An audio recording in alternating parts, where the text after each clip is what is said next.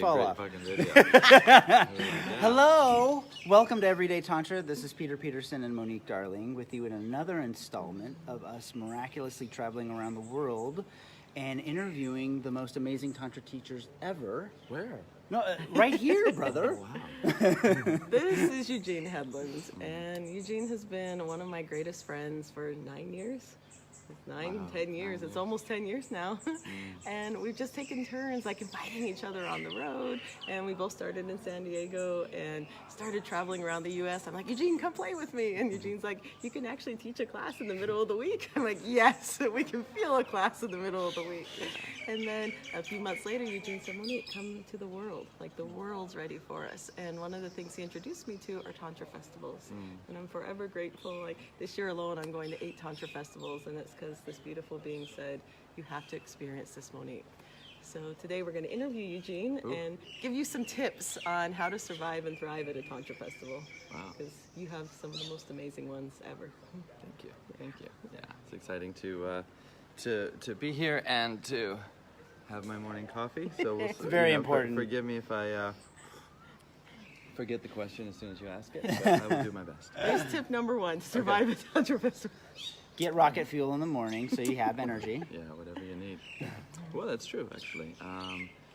One of the things is to actually adapt your, what are my basic needs to feel grounded in my body that I use outside of the space and bring them inside of the space. So I see people who, if you have a favorite tea, and when you go to a festival and things are kind of buffet style, so if it's something that you ingest that really supports you, then bring it. I see people bring their own little coffee setup and they do it just the way that they love. Or Like they bring my their smoothies. Yeah, or they bring their favorite tea, or bring your morning practice. Maybe it's a physical practice that wakes you up, but much as possible, keeping whatever support you use outside of the festival to awaken and be really present in your body and ready for the day. Plan to bring that into the festival, so do what you need, whether it's bringing something or just knowing I'm going to make some space for myself. If you have a solitude practice in the morning, that will support you in having the resources you need internally to be with all the energies that are at the festival, and also to feel really grounded, to actually bring that sense of home wherever you go. It's very important. Love that.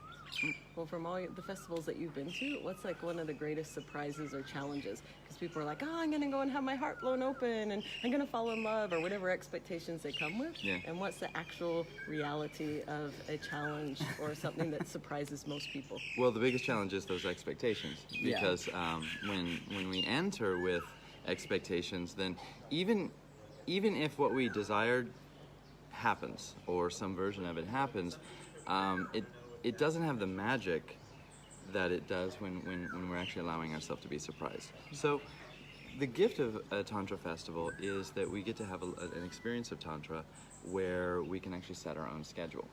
So instead of having that full commitment, like I'm going to be with these teachers and this topic over this period of time and there's no way out, it's either in or out, knowing that I can go and I'm going to have a lot of opportunities. There's going to be different classes with different teachers. I can take an entire class off, and usually there's some sort of a nature setting, so maybe it's a forest or a lake, or maybe it's just, going and sitting by a tree.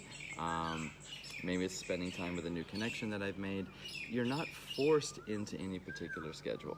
So if I can let go of the expectations, then I open myself up to what is the most rewarding thing, which is the surprises.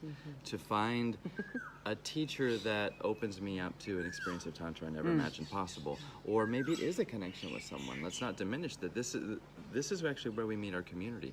People from all over the world gathering together in one place with an intention to fall in love with themselves and each other, to come into their power, and to believe that we can actually live this way. It's an amazing place to meet people, whether they become lovers or partners or business people or friends. It doesn't matter. It's all forms of community. Or all of those things together. Yeah, exactly. And so that's been the biggest surprise for me, is I came to learn things to then take into the world and have a more rich experience of life. But actually, I found that right there at the festival was the most rich experience of life. It was the place where the place where the teachings, the practices, the community all came together. And I realized, like, wow, this is the way I actually want to live my life. Yeah. I want to live with people who are on their edge, wherever it is, you know, whether that's I'm taking my first step and I'm going to go, you know, dance and eye gaze with people, and that's my total edge. Or I've been teaching this for 20 years, and so I'm doing something completely new, you know, in front of an audience of 200 people, and that's my total edge. It doesn't matter where your edge is, just being with people who are willing to live on that edge and believe that there's something more in life is the biggest surprise. To feel how you feel surrounded by a community of people for a few days that are making that choice changes everything. Because then we leave and say, no, I'm not going to believe the story anymore that we are stuck in a system that keeps us small. Man. I have an embodied experience that this is not the only way. Yeah. So meeting your new allies, friends, beloveds, and teachers is the biggest. I think you gift. make some valid points Oh, about. Well, yeah, there was a lot of points in there, but I think you made some valid points about not trying to do too much. Like, a lot of first timers that come get stuck in this trap of, I got to do everything. I can't miss out. Oh, I got to, yeah. And then they have this agenda of like, well, I want to meet this person at this class, where you could meet an amazing person like in line for lunch. You know, it's like having no agenda around what your experience is going to be opens your ability to have the most amazing experience you couldn't even possibly think of. So, yeah. So what's your greatest tip? What do you offer your students or Tantra Festival attendees around letting go of that feeling of, I have to do everything? I'm gonna miss out. Well, first we take a breath. And then, actually the first tip is to actually embrace and love that part of ourselves that wants to do everything. To not go into battle with the impulses that we have and the desires that we have and the fears that we have, to actually feel them, which is not only the best tip, but that's core Tantra, to say, okay, I'm catching myself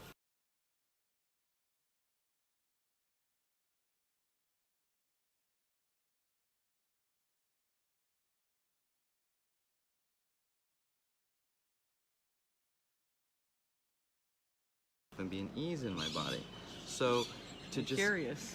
yeah. So if we want to give ourselves permission, the first thing we have to do is accept. Like, okay, let me love the part of myself that wants to do everything. Let me love the part of myself that wants to, you know, have the fullest experience possible. And then to remember, because you probably have examples in your own life, to remember all the times that I had something really mapped out, and then maybe I did it. Maybe I did everything I mapped out, but maybe at the end of it, I felt like, gosh, I didn't really experience it because I was too busy doing what I was supposed to do, or I was too busy trying to make sure I did all the things I think I have to do, and I missed what was actually there. And you probably also have experiences in your life of times where you didn't know what was going to happen. Maybe it's a surprise that you were invited to, or maybe you made a wrong turn, or maybe you signed up for something and it was completely different than what you expected.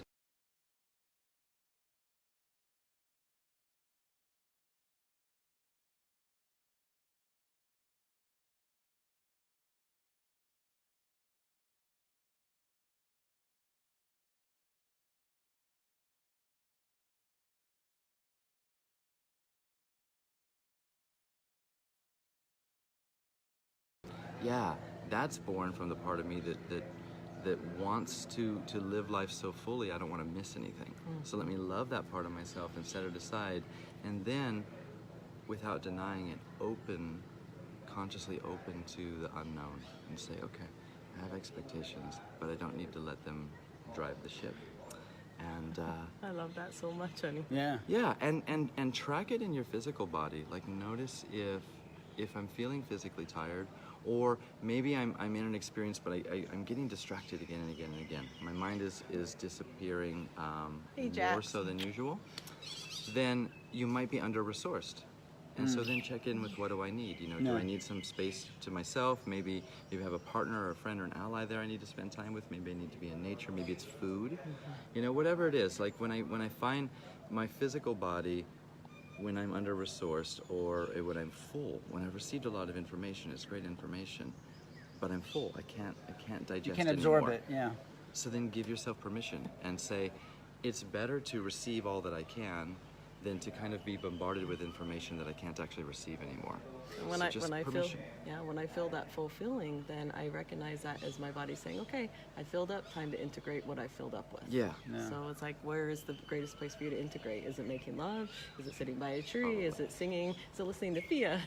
While making love. I have to share with you, honey. If you guys don't know, Yeah, by a tree. Eugene's beloved is one of the most incredible singers on this planet. And we were last night at the secret play party on the island, and everyone's dancing and just enjoying their time. Everyone's in their own little places. All of a sudden, Fia comes on. She was and there?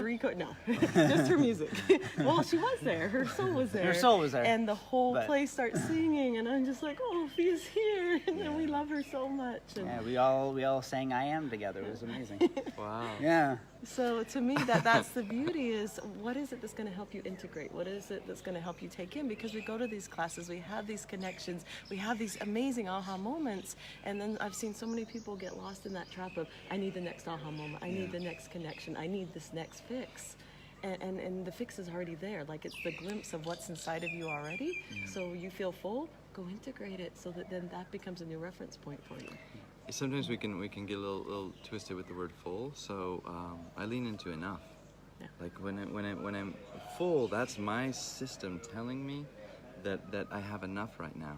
And give yourself permission to be where you are right now. Maybe you see some people who are pushing themselves and they're doing everything, and it's their 12th Tantra Festival. So let them be in their reality of what it's like to have gone to 12 Tantra Festivals. And if it's your first Tantra Festival, let yourself be in the reality of what it's like to be at your first one, and to receive as much as you can right now. And when you're full, go, you know, like the body teaches us what it needs to do. When it's full, we rest and we digest, we take in, and then we have energy. If we keep eating when we're full, we exhaust ourselves, we get sick. And we don't want to do that at a Tantra Festival.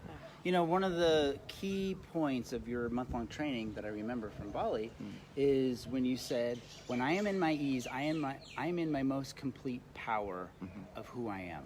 And that has always stuck with me. It's like, oh, when I'm resourced and I'm in my ease, it's like I have power to do whatever I want. And I think it's a very important point to remember. And another mantra that Eugene's given me is be here now. And there's so many times in my life I'm like, where am I? Am I here? And it's just that simple thing of be here now. The invitation's always there, not like here's a checklist, oh, you're doing it bad, Monique, which I've done in the past. Instead, it's just hearing your voice, and it's like, be here now. Do you really want that? And 95% of the time, yes. 5% of the time, I'm like, no, fuck it. I want to be in the future. I want to be getting mad at someone from the past. But that other 95% of the time, it's like, wow, there's so much right here. And that's your mantra. I'll make one last point before we go, which is a lot of times I see people come into classes and like, oh, this isn't right for me, and they just leave, and that's great. But I think it's sometimes good to come to a class and just, even though you have a little bit of discomfort around it, it's like, hey, let me stay and just feel this discomfort and push this edge for a little bit. And then when I feel like I'm complete, then you leave. But don't just leave like after the first inclination of like, weird. I'm feeling this weirdness and I gotta go. Well, let me speak on that for a second before we go, because one of the things I wanted to mention about the gift of a festival and the way it's structured is just the opportunity to try something new. Yeah. And you're not trying to figure out which weekend or week or even day to commit to, but it's a series of workshops, and you remain in your sovereignty. Of course, you can go at any time, but you're getting a 2-hour snapshot on average of a transmission of Tantra, and it can be a really wonderful place to find new teachers and new experiences that might open you up in a way that you never realized. And you get one bite. It's not the whole meal. You get one bite. And that's the gift of the festival, is you get to have a few different bites and say, okay, this is helping me to align myself to what I really want to learn, and how I want to learn, and what people I want to learn from. So give yourself permission to try something new, something that's a little bit uncomfortable, that it's like, well, maybe I wouldn't sign up for a whole workshop of this, but I get to go do this 2-hour event here at the festival, and then know that after that I leave and I can take some space to myself, or I can go do something I'm really comfortable with. Right. So, let it be supportive in its structure, supportive of you pushing your edges, maybe further than you would before, because the truth is, our growth edge is always uncomfortable. Yeah. Yep. Evolution is never going to be convenient for No. you. Because inherently, if you're growing, then you're moving into something that's unknown. Yeah. And the unknown is always going to be comfortable. And that's why a lot of us we stay in the same cycle where we keep gravitating towards known situations that we don't enjoy, that don't inspire us, that actually maybe even hurt us. But we're so uncomfortable with discomfort.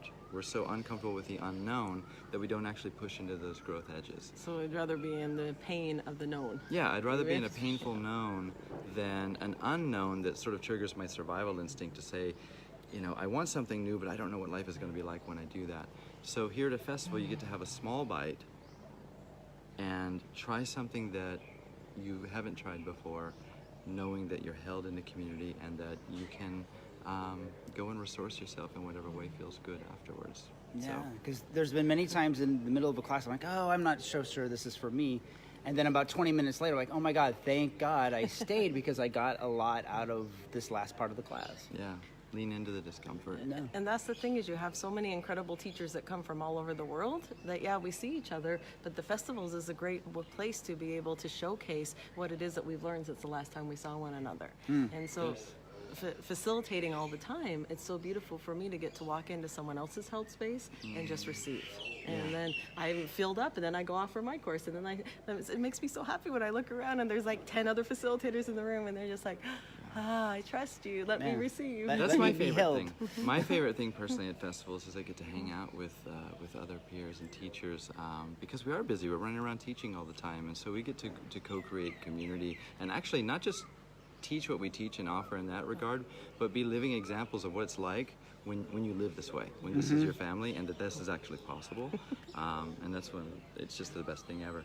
I want to say hello to Wendy. Wendy and Jason are coming to Bali in a few days. They are, A and they month told with me you. they're so excited. We love you, Wendy. So how do we get a hold of you, Eugene? What's your website? Well, my training website is tribaltantratrainings.com. And then for festivals, since that's what we're talking about, we have a festival of Tantra on the East Coast of the U.S. in May. And the website is eastcoasttantrafestival.com. And then in September, we have one in California, and it's californiatantrafestival.com. And we'll put You guys some gonna be links there? here. We're we'll there. Be at both. We would never miss it, honey. Yeah. We love all of you so